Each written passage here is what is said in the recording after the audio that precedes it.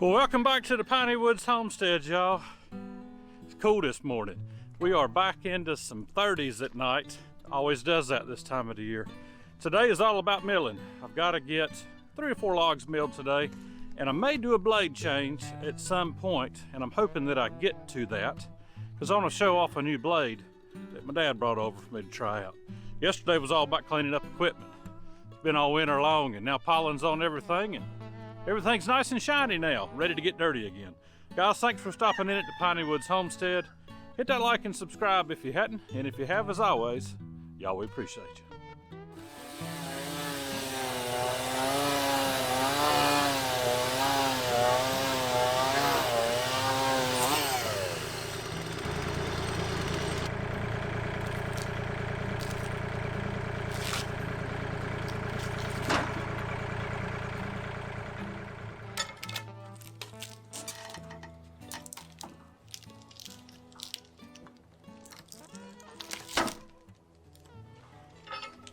Now y'all, this right here is what you call some knotty pine.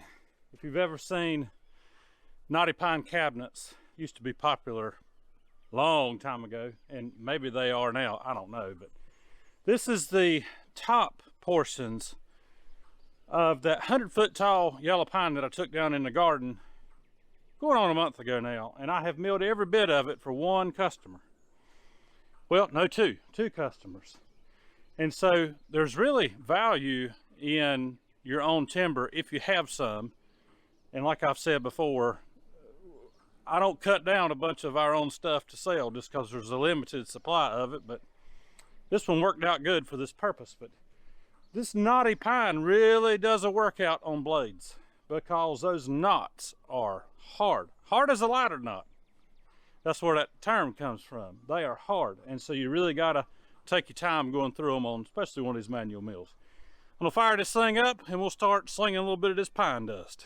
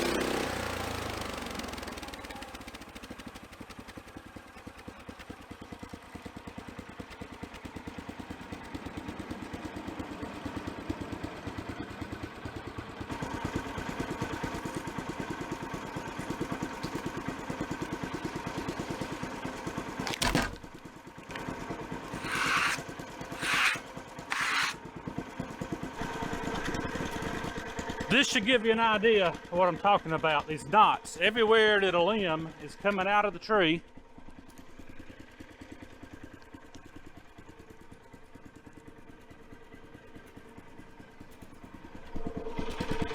Those knots are very dense, very hard. A whole lot of sap congregates right there and just makes them really hard. So we'll get this thing flipped and we'll keep on milling.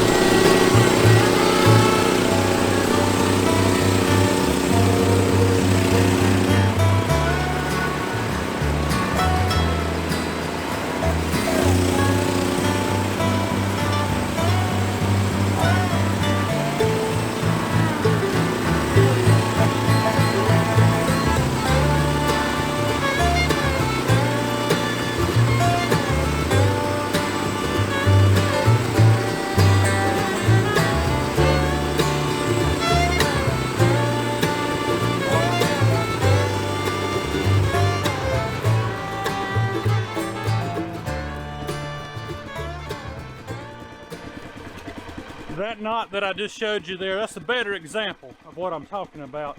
Just a different growth ring pattern, because now a limb's coming off the tree, creates a whole different grain right there. So it makes it harder to get through. It's tight, it's compact, and it can make a board weak. So once I get this thing into a camp, for the most part, those limbs that were on this tree is not going to affect these boards at all. You may notice it some and some of the stickers coming off, things like that, that I cut thin or snap, but I'm gonna be cutting 2x6s. We'll get this thing on squared up and we'll get to milling those 2x6s.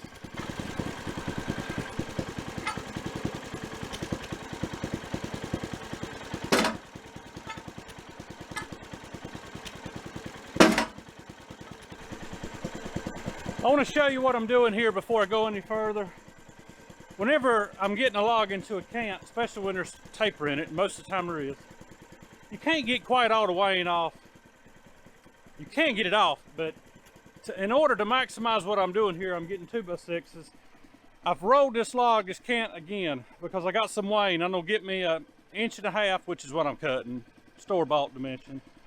But over here, this top cut, there's some weighing on one end and a little bit on the back end. I'll just put that back on there, get me a 2x6, and then whatever lumber's left over, might get me some stickers or something like that. But I'll cut another one here, and those will be the last two things that I mill. I'll get this thing set up and we'll knock out these 2x6s real quick.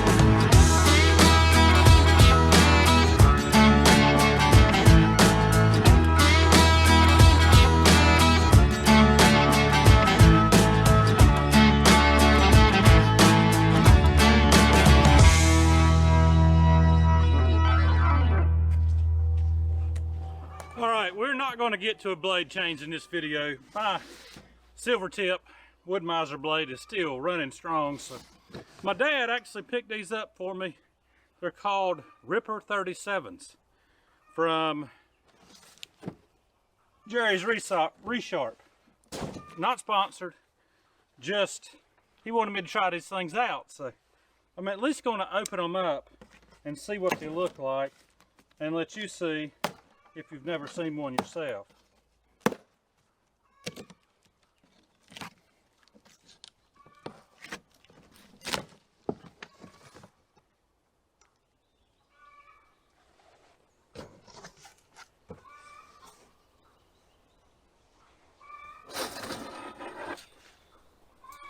See if I can get a close-up here for you.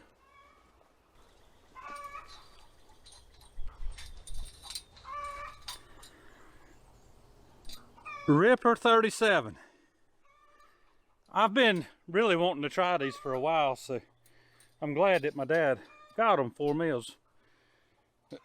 You can never beat somebody wanting to give you something. My dad's always told me don't rob somebody of a blessing, so Dad, I hope you're blessed.